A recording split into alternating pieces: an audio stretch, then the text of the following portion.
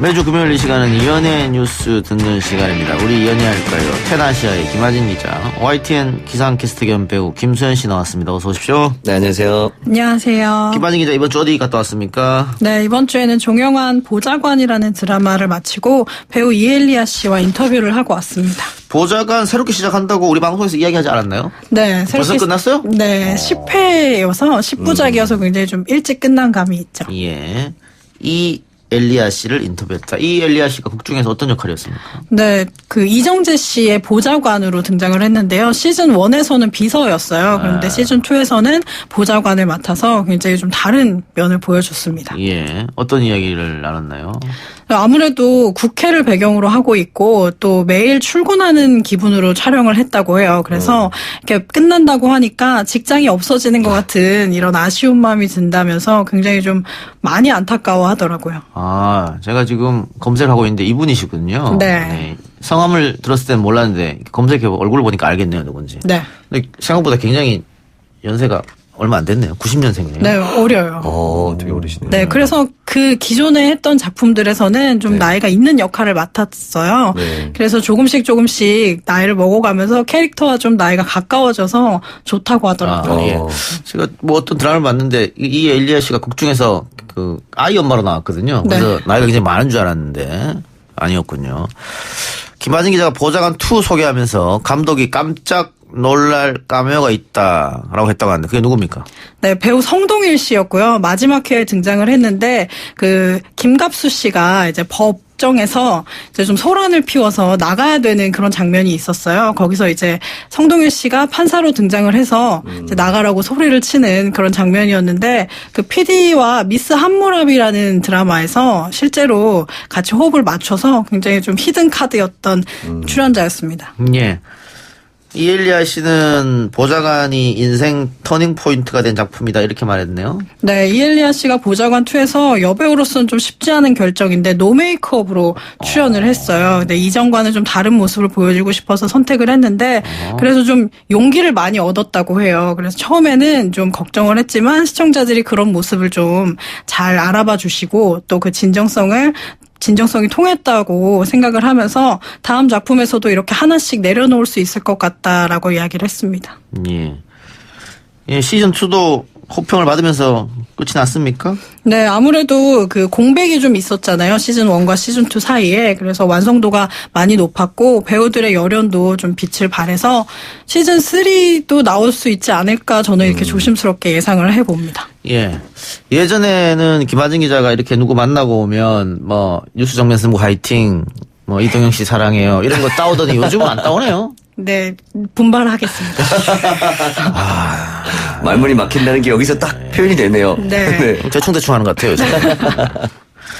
이엘리아 씨 다음 작품은 어떻게 해요? 네, 다음 작품이 있으니까 제가 그때 다시 만날 텐데요. 그래요? 내년에 이제 방송 예정인 모범 형사라는 JTBC 드라마인데 여기서는 기자 역할을 맡아서 또 새로운 모습을 보여주겠다고 합니다. 기자 역할. 네. 예, 알겠습니다. 기대를 한번 해보도록 하겠습니다.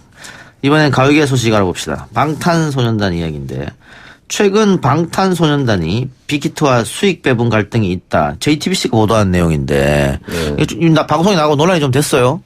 네, 지난 9일 방송을 했는데요. JTBC 뉴스룸에서 방탄소년단이 소속사 빅히트 엔터테인먼트를 상대로 법적 대응을 검토하고 있다 이렇게 보도를 했습니다. 그 내용은 수익 배분 문제, 수익 분배 문제로 대형 로펌의 자문을 받은 것으로 확인됐다고 이야기를 했는데요. 빅히트는 바로 즉각 반박을 했어요. 사실 무근이라고 했고 방탄소년단은 현재 뭐 수익 분배 문제와 관련해서 법적 대응, 뭐 당사와 전혀 갈등을 빚고 있지 않다 이렇게 이야기를 했습니다. 예. 그러면 사실이 아니다. 빅히트도 그렇고 방탄소년단도 그렇고 사실이 아니라는 입장이지 않습니까? 네. 이런 보도가 왜 나왔을까요? 사실 빅히트 입장도 그렇고 방탄소년단이 지금 굉장히 뜨거운 인기잖아요. 그렇죠. 그래서 뭐 그 수익도 사실 천문학적인 금액이에요. 그래서 빅히트 입장에서는 우리 회사 내부의 로펌뿐만 아니라 여러 가지 다른 로펌의 자문을 받아보려고 권고하는 입장이라고 합니다. 그래서 다른 로펌에 상담을 했을 수는 있어요. 그것까지는 부인을 하지 않았고요. 그런데 이런 갈등이나 이런 사실은 전혀 사실 무근이라고 했죠. 예. 빅히트의 이런 반론에 대해서 JTBC 측은 답변이 있었습니까? 빅히트는 사과를 요구했는데 사과를 JTBC는 요구했다. 예. 사과하지 않고 공식 입장도 내놓지 않고 있는 상태입니다. 예. 아미들이 화가 많이 났다고요? 이 보도 때문에? 네, 아무래도 팬들 입장에서는 굉장히 자극적인 보도였기 때문에 화가 많이 났고요. 그래서 뉴스룸의 불공정 뉴스에 대응하기 위해서 그 뉴스룸에 광고를 하고 있는 광고주 불매 운동도 하고 또 JTBC 채널 전체를 보이콧하겠다 이런 입장도 밝혔습니다. 예. 아까 그 우리 헤로니모의 전우석 감독하고 인터뷰를 했는데 쿠바에서도 이 BTS가 난리라고. 네, 그렇죠. 전 북미에서도. 세계적으로 좀 그러면 JTBC를 싫어하는 거 아닙니까? 지금. 네, 그래서 SNS, 트위터를 통해서는 네. 그 불매 운동, 보이콧 이런 해시태그가 올라오기도 하고 있습니다. 예. 그런데 이 방탄소년단 언론학계에서 주목하고 세미나까지 열었다면서요? 어떤 세미나입니까? 네, 지난 11일 열린 세미나였는데요. 제가 다녀왔어요. 그 전 세계에서 전례 없는 성공을 거두고 있는 방탄소년단의 그 활동과 그리고 이런 현상이 어떻게 일어나게 됐는지 학계에서도 굉장히 주목을 하면서 글로벌 특별 세미나가 열렸는데요. 제목은 BTS 너머의 K-팝, 미디어 기술, 창의 산업, 그리고 팬덤 문화라는 제목으로 열렸습니다. 대단하네요. 예, 대단한 팀입니다. 그래요. 자, 지난주 JTBC 슈가맨 3에 나온 퇴사자 이야기 했었는데요. 네. 퇴사자 이어 양준일 씨가 모습을 드러냈다고 하는데 정말 얼마이죠? 정말 오랜만이죠. 저도 그냥 지금 제가 그 방송 또 봤거든요. 제가 슈가맨을 잘 보네요. 그러고 보니까. 네. 봤는데 처음에 못 알아봤어요. 제가 초등학교 때 좋아했던 가수였기 때문에 못 알아봤는데 이 말투나 노래 이제 들으니까 확실히 알게 됐죠. 예. 굉장히 오랜만에 봐서 너무나 반가웠습니다. 리베카. 네, 맞아요. 아닙니까? 네. 네, 맞습니다. 그 노래 맞습니다. 네, 지금 많이들 혼란스럽겠지만 그 노래 맞습니다. 예. 근데 리베카 다음에 가나다라 마바사라는 네네. 노래를 들고 왔는데 두 곡 다 너무 앞서 나갔다 그럴까요? 그렇죠. 굉장히 앞서 나가고 그 당시 활동을 많이 못했던 이유가 영어를 너무 많이 썼다고 하더라고요. 근데 그 당시에는 그 영어를 가사에 쓰는 게 좋은 이미지가 아니었다고 해요. 그래서 너무나 좀 불이익을 많이 당했다고 하는데 그 말이 되게 재밌었어요. 영어를 못 쓰게 하면서 왜 방송국 이름은 영어냐? 라는 얘기를 하더라고요. 예. 네. 요즘 어떻게 지내고 있다고 합니까? 네, 일단은 뭐 가수 활동을 하고 다시 한번 도전했었어요. 2008년도에. 근데 또 그때도 활동을 좀 오래 하진 못했었고 지금 현재는 미국 플로리다주에서 한 식당에서 서빙을 하면서 지내고 있다고 아하. 합니다. 네. 양준일 씨가 방송 이후에 조용했던 양준일 팬카페가 다시 들썩이고 있다면서요. 네. 지금 팬카페 이름이 판타자인데 회원수가 증가했고 지금 약 한 2만 3천여 명 정도 있다고 해요. 네. 굉장히 대단하네요. 많죠. 네. 예. 또 G드래곤과 닮았다. 아, 맞아요. 그래서 관련 사진도 올라오고 했던데 네. 90년대 G드래곤이 아니냐 이런 네. 얘기도 있고. 탑골 지드래곤 뭐 이렇게 해서 예. 많이 나왔죠. 이렇게 되면 또 다시 한번 무대에 서서 활동할 수 있는 것 기대해봐도 될 것 같은데요. 일단 본인의 입장도 무대에 다시 서고 싶다고 하는데 앞서 말씀해드렸지만 지금 아르바이트를 하면서 지내고 있어요. 그러니까 일을 하지 않으면 이제 월세를 낼 돈이 좀 없을 정도로 좀 그런 상황이라 활동이 좀 많이 잡혀줘야 미리 이제 활동을 잡아놔야 아마 좀 다시 돌아와서 무대에 서지 않을까 하는 생각이 듭니다. 예, 네. 알겠습니다. 사건 사고 이야기로 가봅시다. 성폭행 논란에 휩싸인 김건모 씨. 네. 오늘 명예훼손으로 상대 여성을 고소했죠? 네, 오늘 강남경찰서에 유튜브 방송에서 허위 사실을 유포해서 김건모의 명예를 훼손하고 또 서울중앙지검에 허위 사실을 고소한 A씨를 정보통신망 이용 촉진 및 정보보호 등에 관한 법률 위반 혐의로 또 이 무고죄로 또 고소를 했습니다. 예. 누군지도 모른다. 라면서 네. 거짓 미추다. 이렇게 그렇죠. 얘기했습니까? 그러니까 거짓 미투는 좀 없어져야 된다. 그녀의 주장은 수사를 통해서 명명백백하게 밝혀질 것이다라고 주장을 하고 있습니다. 그 처음에 이런 의혹이 불거졌을 때 방송도 그대로 예정돼 있던 방송도 그대로 진행했고 콘서트도 했었거든요. 네, 초반에 했었죠. 근데 이번에는 다 취소했다고요? 네, 일단은 뭐 그 고소를 취소한 게 아니 그 콘서트를 취소한 게 맞다라고 지금 진행을 하고 있고 예. 일단은 모든 그 예매자분들께 결제 금액을 다 환불해 주겠다라고 밝힌 상황입니다. 일단은 뭐 활동이나 이거보다는 이 재판에 좀 더 집중하겠다는 입장이죠. 예. 근데 이제 결국은 뭐 재판에 가서 밝혀지겠습니다만 네. 문제는 3년 전의 이야기고 증거나 증언이 없다는 점. 네네. 이 부분 때문에 아마 양쪽이 치열하게 법리 싸움을 하지 않을까. 네. 네, 대립을 너무 팽팽하게 하고 있어서 누구 한 사람은 지금 완벽한 거짓말을 하고 있는 상태이기 그렇겠죠. 때문에 예. 네, 밝혀져야 될 것 같습니다. 예. EBS 대표 프로그램이죠. 버니하니 출연자들의 부적절한 행동에 대한 논란이 커지고 있습니다. 이번 사건으로 인해서 연예계 미성년자 촬영 시 미성년 출연자들에 대한 인권 논란이 다시 한번 불거지고 있는데 당연히 미성년자가 출연하면 그에 맞는 기준을 방송국이나 출연진들이 세워야 될 텐데 좀 안타까워요. 이런 일이 벌어졌다고 하는 것이. 그렇죠. 네, EBS 김명중 사장이 오늘 EBS 뉴스에서 다시 한번 출연을 해서 거듭 사과를 했는데요. 그러면서 어린이 청소년 출연자 보호를 위해서 구체적이고 실효성 있는 대책을 마련하겠다고 이야기를 했습니다. 예. 특히 요즘은 10대 데뷔하는 사람들이 굉장히 많잖아요. 네. 아이돌 그룹도 거의 10대고. 그렇죠.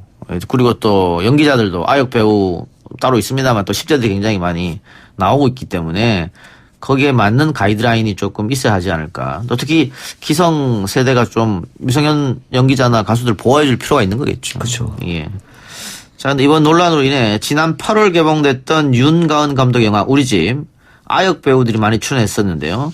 이 영화 촬영 수칙이 다시 회자되고 있다고 하는데 어떤 수칙이 있었습니까? 네, 이 영화가 아이들이 주인공인 영화예요. 그래서 아이들이 촬영장에서 굉장히 좀 편안하고 또 즐겁게 촬영을 할 수 있도록 윤가은 감독이 여러 가지 수칙을 정했는데요. 그중에는 뭐 머리 정리나 신체 접촉을 할 때는 미리 아이에게 알려주기, 그리고 또 어린이 배우 앞에서 욕하지 않기, 그리고 외모나 신체를 어른의 잣대로 평가하지 않기, 이렇게 좀 세밀한 가이드라인이 있어요. 그래서 지금 방송사에서는 아동 보호를 위한 가이드라인이 있긴 한데 이렇게까지 자세하게 되어 있지는 않거든요. 그래서 저는 이런 것들이 굉장히 중요하다고 생각합니다. 예.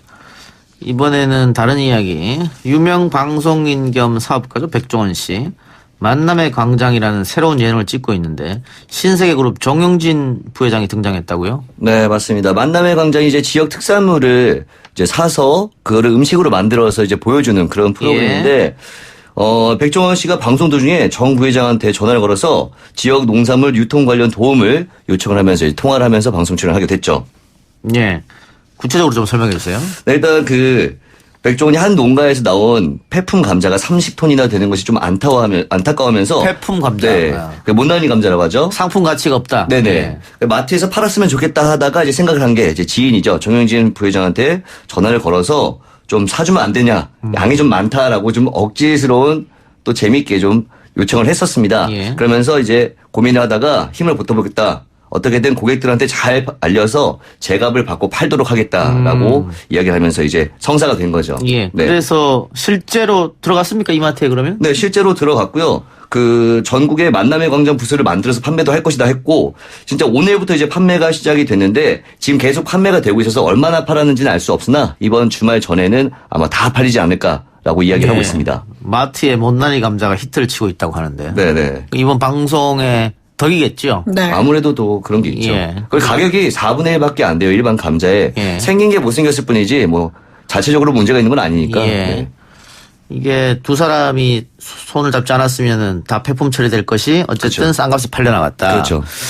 근데 제가 너무 삐딱하게 보는 건 아닌가 모르겠습니다만은 이렇게 못난이 감자가 싼 가격에 갑자기 입마트에 들어오면서 네. 기존에 납품했던 업자들 그분은 또 안 팔릴 거 아니에요. 자신의 감자들이. 이렇게 또 다양하게 너무 많이 생각하면 네. 좋은 게 없어요. 좋은 게 좋은 거라고 좋을 때 그냥 좋게 생각하는 게 저는 거기까지 생각을 못해서 네. 지금 굉장히 저만 생각할 수 있는 충격적이네요. 거죠. 네. 가장 좋은 건 뭐 적당히 다 같이 잘 팔리는 게 네. 여러분들 못남이 감자도 많이 사시고 일반 감자도 많이 사시면 좋을 것 같습니다. 네. 네. 이쁜 감자도 많이 사고 네네. 못난이 감자도 사고. 예. 왜냐면은 이게 풍선 효과라고 하는 거죠. 그렇죠. 어떤 한쪽이 잘 되면 또 어떤 한쪽이 나쁘게 될 수밖에 없거든요. 그래서 어떤 일을 할 때 양쪽을 다 보는 게 필요하지 않을까 싶어서 제가 한번 네. 이야기를 해봤습니다. 어쨌든 두 사람이 치분이 있었다는 거에 대해서 온라인에서 굉장히 화제가 된 것 같습니다.